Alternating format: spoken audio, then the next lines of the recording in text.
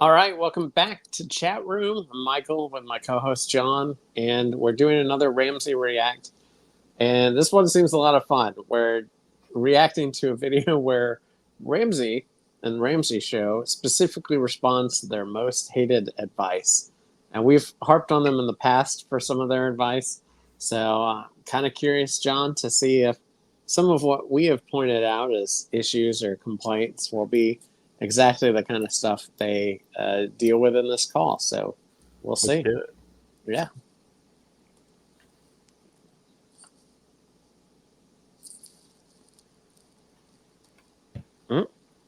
That first one, George. This is very you.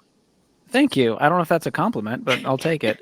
The first one we say is crypto is a terrible way to invest and spend your money. Oh, We say it, and all the crypto. I'm going to say dudes. It's not a lot. I just don't feel like a lot of the women. I haven't ran get into a lot of women. A lot of women don't get. Well, I think it's mad because the way the women- guys do. I'm going to stop on your behalf, John. Do you want to speak out on that? Oh, Somebody who made all this with Sheba and was basically back when we Listen. worked together. Just Listen, I'll put my honest opinion out about crypto. To a degree, what they're saying is correct. If you have $50 to spare after groceries and maybe a little bit in your savings and after paying all your bills, you should probably invest it in something that's been proven to benefit you long term, like a mutual fund, the S&P 500, maybe an Apple stock or something, real estate, whatever. You should probably put it into that. But at the time when crypto kind of got popular, I had a lot of play money. And I think crypto could be the future currencies. I think there's a lot there that has not been yet established on what it really is. But I kind of looked at it like, listen, if I put $200 into this, I'm either A, going to lose $200, or B, I'm going to be a millionaire. And that's the same mentality that I went into crypto as I would as a casino. You know what I mean? Like it can be real. You can put $1 into a casino in Las Vegas and come out millions of dollars richer. You can also come back $1 poor. You know what I mean? It can go both ways. And I think the same thing about crypto. And to be honest, in my life, that is the biggest return I've ever seen in 6 months in anything that I've ever done. But it could have went worse, and it has gone worse for some people. So as of right now, I would look into it as we don't really know what it is, and neither does the important people talking about know what it is, and just realize that there's huge gains there and there's huge losses, and it just comes down to timing, what you're putting your money into, and have fun with it. That's my personal opinion. Yeah, that's very measured advice. Feels very fatherly. You're not looking ahead. You're like, I may have college bills I got to pay for. Right. So, but no, I like that. What do you think about it? Yeah, I mean, similarly, because obviously, you know me, I was a little skeptical. I mean, I still joined you in it, but not to the same degree. And then, I saw your success. Never matched mine. I was part of the company, I guess BlockFi, I think was the one that went bankrupt. So I basically had the opposite. Like, I can access my stuff now. They're kind of on the other side of part of the bankruptcy. But it was just hilarious how John's was literally going up and then mine was going down. So volatile, though, I think is accurate. It is more like a casino or a lottery right now with some of them because it just hasn't had time, and there's so many upstart types of crypto. So I think probably even the best part you said is more like play money. If you're in a position where you're comfortable and you are very aware this is the money you have, it's okay, then that's fine. Yeah. But otherwise, let it fly. Otherwise, you got savings, bills, debt, stuff to prioritize first. Right, because I listen to a lot of intelligent people on finances, and a lot of people I talk to just kind of like on a daily basis, they're like, oh, it's too late, Bitcoin's worth $30,000. It's like, well, this guy says it's going to be $1 million a share. I mean, I don't know how true that is. I'm not saying that it's going to go to $1 million, but like if it's going to go to $1 million a share and this one intelligent guy on YouTube or wherever is correct, it is not too late. Yeah. At all. You know what I mean? But then again, some people say, oh, it's just going to move up like the S&P 500. It's just going to maybe move up 8% a year or this and that. And it's too late. All the millionaires have been made that put $50 into it. I mean, maybe, but it's just time will tell with the whole crypto world. I think there's a lot of unfinished business there, I think, personally. Yeah. No, very accurate. But all right, well, we went a lot on just already the first 26 seconds. So let's let him play out. Are like Women nuts. use something called logic a lot, whereas guys are like, it's like a flex. It's like, come on, man. Yeah. Crypto. Now, women have girl math, and so they're not innocent That's true. here. That's true. We But can yeah, justify some spending. Crypto, from the very beginning, I was just like scratching my head about crypto, and I thought, well, maybe I'm not dumb enough to understand. And the more I looked into it, the stupider it got. And now on the other side of it, we kind of all know it was a farce. Just not good. And the y'all. reason is, I'll give you a real reason. Crypto is not based in anything. It's just based on hype. When you even buy a single share of a company, you're hoping that the company produces more profit and revenue. Whereas crypto is just, I made a coin. This is the coolest, hottest coin. Come get my coin. And so it's very multi-level marketing vibes. And so I always joke that crypto is just Mary Kay for young men for that reason, which no offense to the Mary Kay ladies. Okay. There are some Yeah, he's coming diehard out Mary there. They're Kays. out there. So that's But that. the second thing people just, they don't care for us on. You shouldn't use credit cards. Ooh, We talk about this a lot. that and one a lot increasingly is controversial. yeah, and people, it's because the points and the airline miles, what they get from it, they claim is worth it. But when you sit in our seat, we talk to so many people where credit cards are not a blessing. It's not a thing that has helped people. It's actually gotten people into a lot of trouble, and they end up being in a financial position where the credit card company is winning, Yeah, and they're not winning. And we stop want already. you. Yeah, I'm actually surprised. I guess I'm not surprised that their callers would call this controversial per se, but I'm surprised that they get any kind of backlash because, especially with, interest, being crazy and credit cards, the companies being so predatory, even if you have to use them, it just feels obvious that it's pretty much, if you don't have to, yeah, then don't. Like, you can have one that you pretty much don't use, keep it for a while, because the one issue is our credit system is built on having credit cards and having the potential for debt, obviously paying it off, but having the potential for it. Right. So it's kind of hard to ever entirely be without one unless you somehow already built up credit. And even then, I know anytime I go into like budgeting apps or whatever, if you like play around, it's like, oh, if you cut that card off, your history is going down. So there's still negatives. But yeah, so I definitely concur with them. I'm just surprised again that that's something that other people are like, no. Right. Yeah.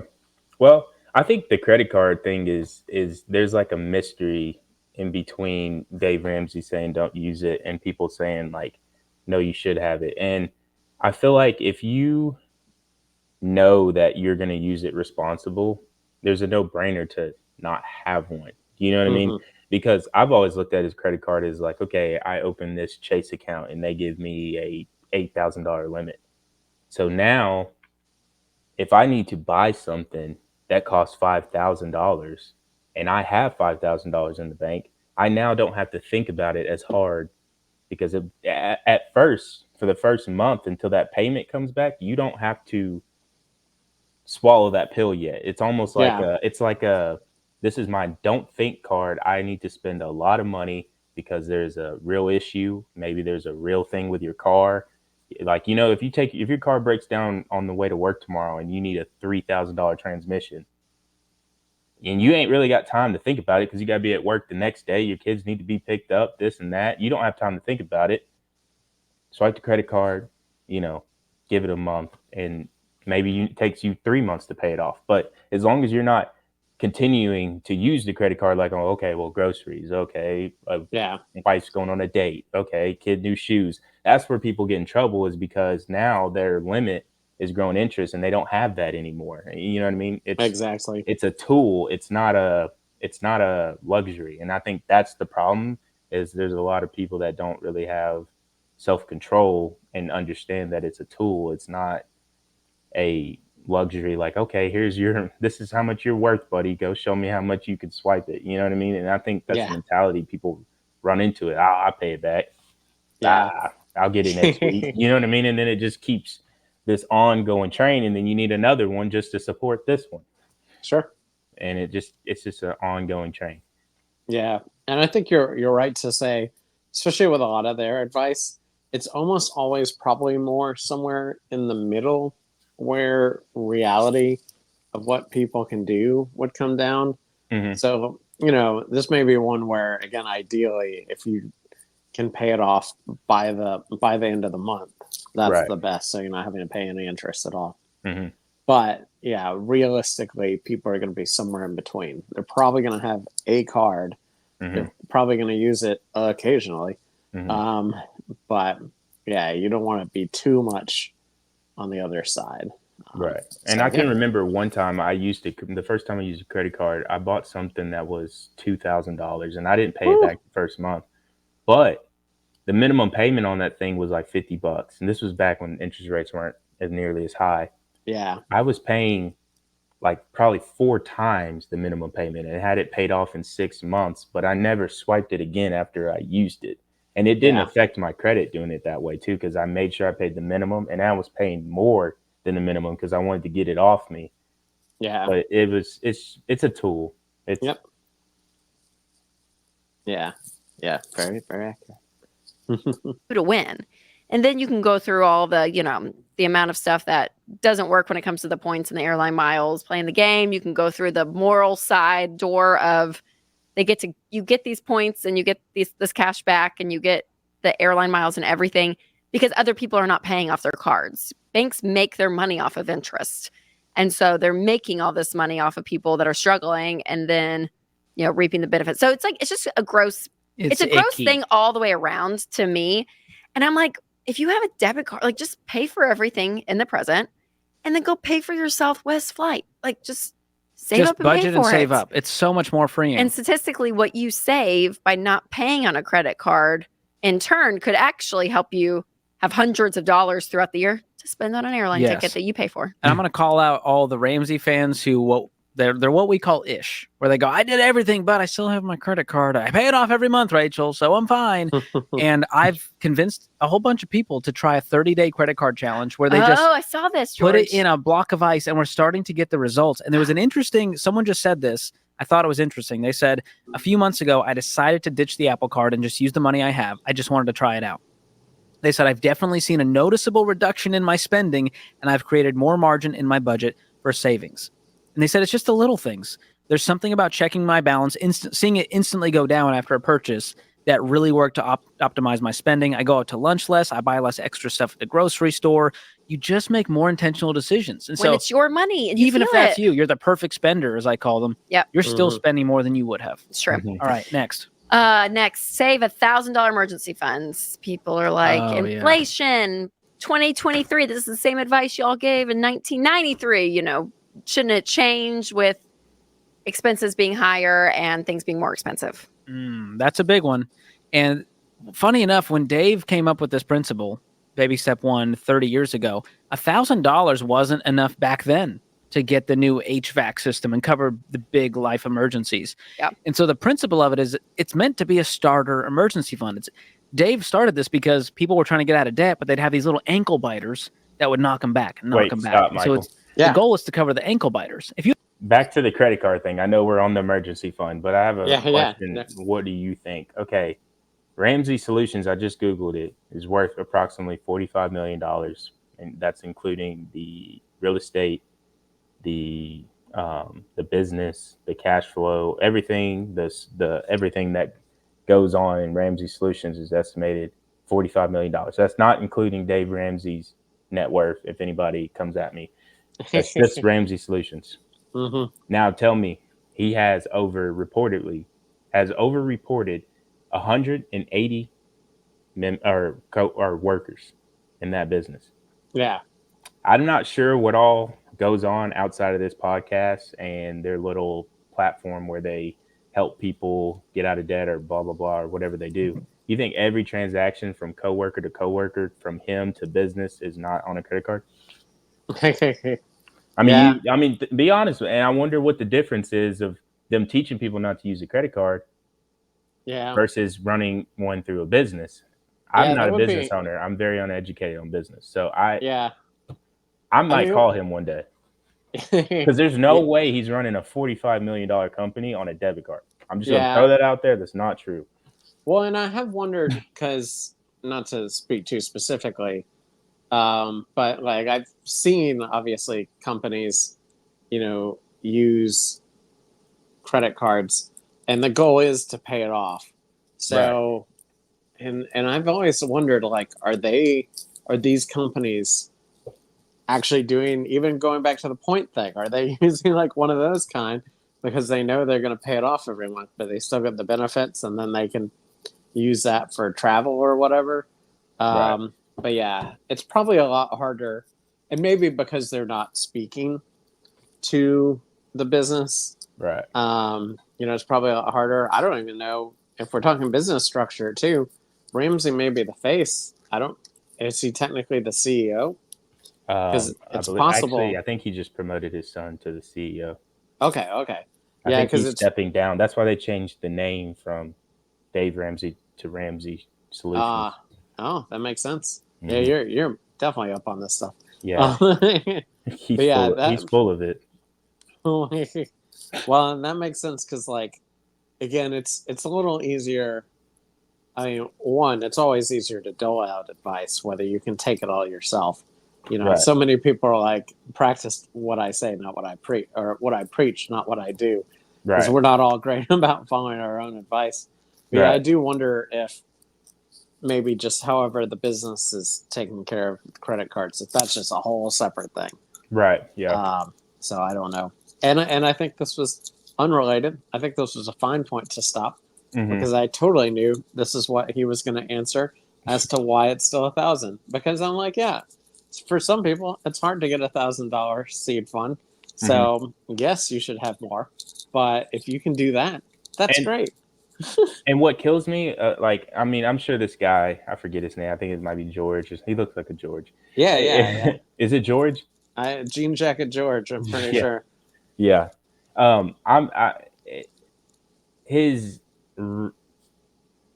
way he used it, he said $1,000 wasn't enough back then, right?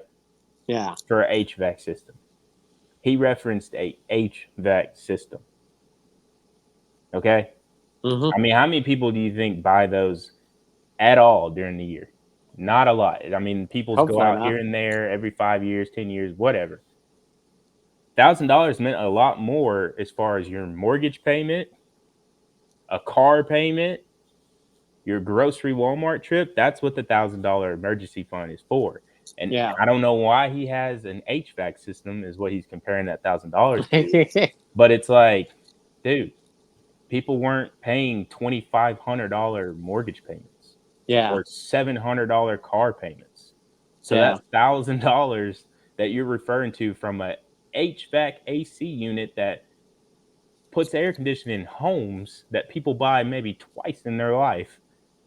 Okay, cool, great example, but it's like $1,000 did a lot when your car costs $150, $200 a month, and your mortgage payment was $600, $700, $900. Or $1,000 a month. Yeah, you could get by. You can't get by with $1,000 anymore. And that pushback I do concur with, which is it's not enough. But I still think, like, if you can do that, it's kind of like losing weight, or like when I was running, like I'm like, oh, I got to a mile in this time. I wanted to do more, but that first milestone was important. So I at least appreciated that, even though your point totally well made. Right. So. But yeah, we'll see. You have a big emergency. Number one, we want you to have good insurance in place to cover some of that, the health stuff. Yeah. And number two, you pause the baby steps. You save up fast, sell stuff, whatever you need to do to cover the expense. Most of these emergencies are not the money's due today or else the house is getting foreclosed on. Right. That's right. That's right. Yeah. So yeah, the $1,000, it's meant to be a quick step to 30 days or less because we want you to get traction. And so much of personal finance is behavior change. And for some people, they can't even cover a $400 emergency in cash. Yeah, 4 out of 10 people have zero in savings. That's right. Is what we found. So even $1,000 may feel like an uphill battle, but when you do it quickly and you have it and then you can move on to paying off debt, that's what it's there for. It's for the quick win. It's for the ankle biter stuff that comes up in order to pay off debt, which leads us to number 4, George. Pay off your debt, smallest amount to largest amount, regardless of interest rates. This is where the math nerds show up. All the math nerds are like, why in the heck would you? Guess how much the average HVAC system costs? I mean, I think it'd be like 8,000, right? The average cost for one is $5,000 to $12,000. The average repair cost is $1,200 to $2,000. Okay. I feel surprisingly good being right in the middle of the keep average. that $1,000 emergency fund going, and don't use a credit card. Yeah, that's here. Tiller Solutions. Tiller Solutions. I love it. Would you not pay off the 25% credit card versus They're like, well, you'll save $300 in interest, Rachel, if you pay off the highest interest first. That's so dumb. And I'm like, or you could have paid 0 in interest if you never went into debt. So why are we having this theoretical discussion? Yeah. It's so silly. But the reason we do it, again, is what I was saying earlier, is these quick wins. And when you pay off that smallest debt, even if it's a $400 credit card bill that's been just like laying around, right? You pay it off, you start to actually win and you start to feel like, oh my gosh, I can do this. And so it's a powerful motivator. Yeah, getting out of debt is way more about hope and momentum and progress than it is about mathematical interest. And we've done the math. The amount is negligible about how much you're really going to save by doing the avalanche. And I just have not seen people come in droves saying, Rachel, I did the debt avalanche. And that I'm going to stop because actually this is one where I completely agree because I've checked with my own in the past. Like I've taken like the calculator's credit card and compared like, okay, if credit card A is this, credit card B is this. And if you pay off this one, and they're not wrong. I mean, there could be circumstances where maybe if you pay off a much higher interest one, then yes, it somewhat does better, but usually not. And I do agree. Again, it kind of depends on your mentality, and this goes back to what we were just talking about like small wins and what they're talking about. Right. But if you do have like a credit card, you're able to pay off and then like cut it up, and you're like, there we go, not using it. But maybe that was the small limit or the small debt. It's still such a good feeling. Oh, so, yeah, for sure. So this is the one where I'm going to more agree. I mean, I feel like everybody's kind of got their own style, really, at the end of the day, as long as it works for you. But yeah, I think they're not really off base here. Right. Yeah. No, I definitely agree with that too. 100%. Tiller Solutions. Miller Solutions. It's yeah. both of us. Yeah. Miller. Oh man, that's why we got out of debt. It's likely you'll stay in debt longer or give up or fall off the wagon if you don't see that progress fast. All right, last but not least, if crypto was yours, George, I feel like this is mine. Married couples to combine accounts. You would think that I just told you. You got 3 heads, Rachel, telling us to do that. Yeah, I mean, like it like people get so mad. My last 2 where's the anger coming on from? Instagram, George, the last 2 reels I've done about this, over like 3 million views each. And all in the comments, they're like, this woman says a woman. Says a woman. That's what a lot of them say. And I'm like, I'm sorry. Can I go out on a limb and say those guys are single? And I'm like, yes. Just going to say that out loud. Man, people get pissed about this. Well, they see joint bank accounts as she's going to take you to the cleaners. That's the very toxic mentality that some guys out there have. I always have the asterisk, you guys. And on the show, we do this. And we've actually had callers that call in with situations and we tell them the opposite of this advice. If there's an abuse situation, if there's an addiction that's not being addressed, like if there are things that you have to do to keep yourself safe, absolutely. I am not against that. But if you're just the married couple out there, both bringing in an income, but my money and her money. She pays these bills, I pay these. You go on vacation, they get the hotel, you get the. I mean, you're roommates. You are acting like you're roommates, and it's never just about the money. It's never just about the account. It's the idea that you. So 2 things. One, obviously, I'm going to ask you as a married person, or sorry, but I'm going to ask you. Yeah. But before that, this is already where I think it's interesting that they have the host they have instead of Dave, because I feel she gave a much more nuanced response than Dave would. Right. I mean, even bringing up situations like abusive relationships and whatnot is just something, again, I don't think Dave would turn to. So I kind of appreciate that.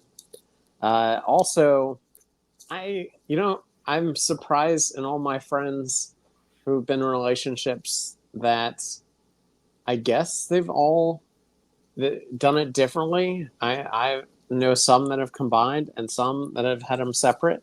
Right. And fortunately, I don't know a lot of divorced people or separated people. But however they've done it, it's never been contentious. Right. So, but yeah. So I'm curious.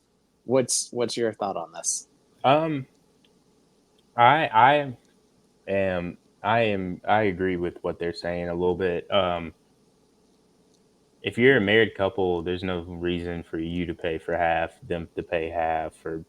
It's a headache. It really is. And honestly, if you don't trust that person, you should have probably never married them. So you've got a lot bigger fish to fry than a couple dollars of he said, she said. Yeah. But I know when I started my relationship, it was in a way sort of 50-50, but it was never to the point where it was like legit 50-50. It was more of you have your government name in your government account, and I have my government name in my government account. And then as our relationship progressed, our trust and money and finances came together. It was like the whole package. As we came together, money comes together. You know what I mean? Yeah. I didn't just start off like, okay, here's half my card. Here you go.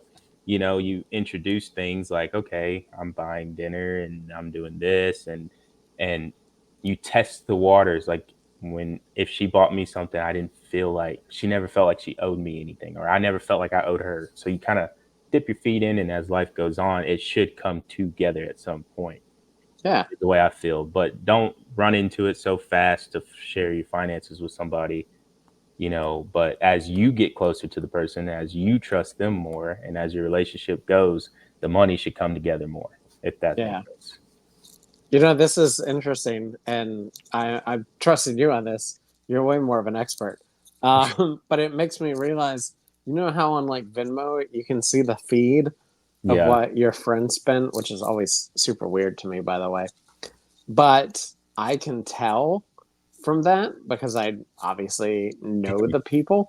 And I'm like, oh, this is interesting. This is a married couple that are paying themselves back and forth on Venmo constantly instead of joining an account together. And I just realized this because I hadn't thought about it. I was just like, oh, wow, they send each other a lot of money.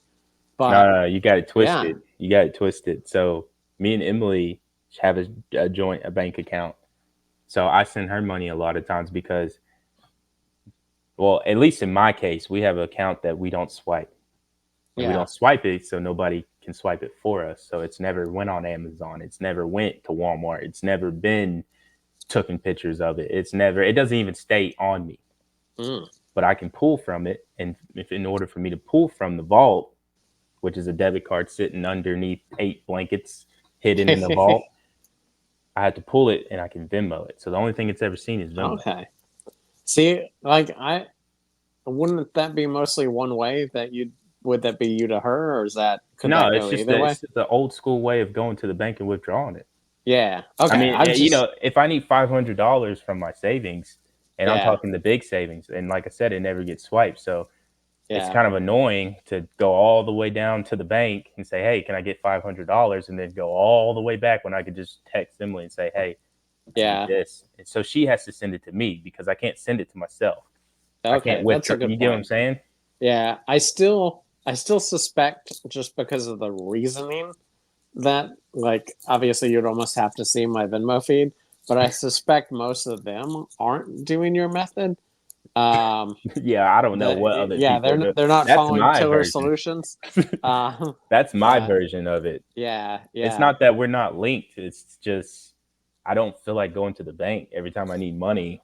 out of a certain card. But I would be curious to know what other people are doing. What have you heard? Honestly, I'm curious enough. I'm gonna follow up. Maybe I'll add something in the comment. I'm gonna text one of my friends who I know does this. Right. Because they'll probably watch the video and maybe realize that they're one of the people anyways I'm seeing.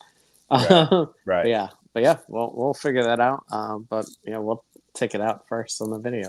You actually don't see yourself fully as a team and don't fully trust your spouse. And if that is you, then you need to ask, like, okay, why is that? Because there's probably going to be other issues going on that are going to come up in other parts of your marriage. So we can go on and on about this, y'all. But I'm telling you, people that win with money when you're married, you see yourself as a team. You win faster. And I think your marriage becomes better. So many people have stood on this stage, George, to scream they're debt free, and they talk about how unified they are. Well, it's transparency, accountability, communication, all the hallmarks of a great marriage. Be married, be a team. So anyways, there you go. Yeah, that is our most hated financial advice, and haters we love gonna it. Hate. You're only fueling us. This is the Ramsey Show. That's so funny. It'll be very interesting when Dave Ramsey finally steps down and it's just those two get people to see how far it goes. It might go far. Apparently, Rachel's very liked on social media. So yeah. I mean, I think like once they're kind of showing more of their like own personalities and kind, they'll probably like stand apart. Right. Yeah. And I can tell even from the videos we didn't choose that they've really positioned some of the other people a little more. Yeah. But yeah, that's all to say. I'm sorry, John. What? I chose this video because I thought they would talk about the truck, and they did not. No. So apparently everybody's like, nope, cheap trucks. That's just something I can do.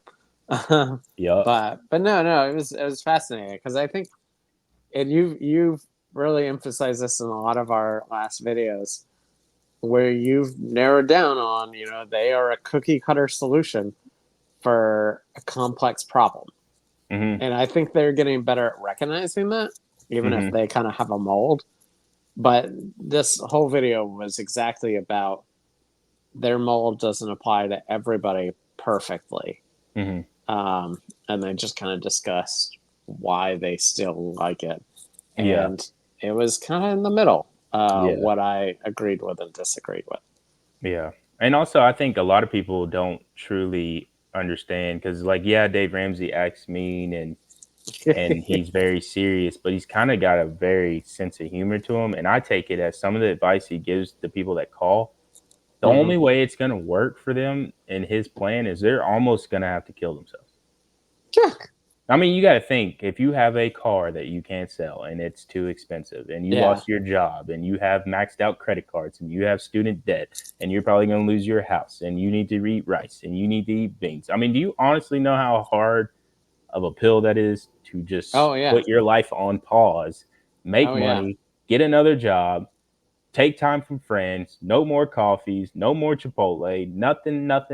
I mean, you are going to have to. You lost me at no more coffee. No, I'm just saying, like, it's not. I mean, he just says rice and beans. It's all funny, but I mean, your life is going to be very cold. And I'm not talking about cold shower. It's going to be very cold. Like, your friends are going to be texting you, like, what's going on, man? Like, you coming to hang out?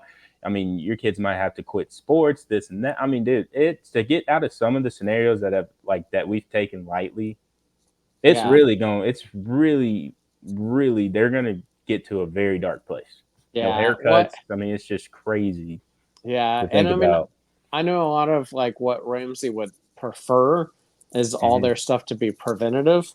Right. But obviously the reason they have a helpline is because it's not. People have found themselves in this situation. They've gone to YouTube. They found us talking about them. Yeah. And they're like, okay, well, let's give them a try. And then, they are met with some harsh realities. And you're not wrong because, if you're in the worst, most dire situations and you're trying to follow their prescription, it's tough. It's a long 5 years sometimes. Long. I mean, no vacations, no off days. I mean, you're picking up everything. And I know I just sound like I'm saying that, but like I feel like he doesn't emphasize on like you need to have like telehealth therapy like in your back pocket because you're about to need it. Like like you're gonna hit a cold spot in life. in Yeah. this process, and that's the only way you're going to get out of it. And it's a tough journey to what they try to get people to do, and I don't know. Yeah. Something's got to give with some of those plans, with some of the situations, I feel like. Yeah, it's true. Well, on that dour note, this has been Chat Room. Yeah. What's that? Sponsored by Tiller Solutions And Miller Solutions. Yeah, and Miller Solutions. And Atlanta Braves. Yeah. Yeah, not so much that one, but that'd be nice, reach out. But yeah, so, look for us again for more videos.